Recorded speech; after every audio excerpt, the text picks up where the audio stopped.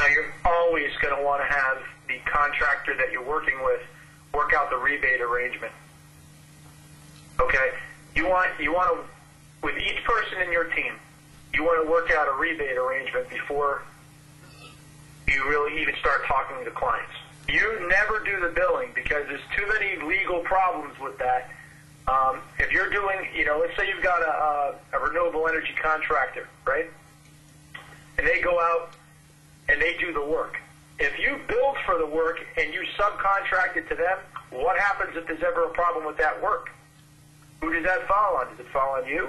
Well, you're not a licensed electrician, unless you are. You don't want that headache of billing for services that you don't have a license for. You control the customer, so you control the deal. You set up the original thing. You did the planning. You brought them to the table. You're the consultant acting on behalf of that company in whatever contractor you bring in to get the job done that you've already identified. Therefore, if they want the business, they need to work out a rebate structure between 5, 10, 15% of that total cost of that deal to come back to you. Yeah, what the whole purpose of your network is to lend credibility to your new organization. So yeah, they certainly have to be green. Okay, you're leveraging the legitimacy of your partners as your business. What I mean by that is,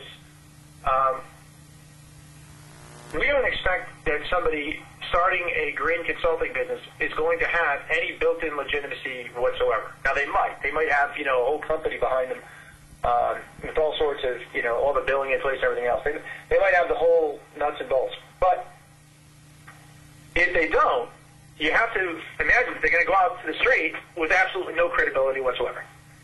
And if they go out to the street with no credibility whatsoever, the easiest way to get credibility is to borrow credibility, or let's call it a permanent lend of credibility from your partners.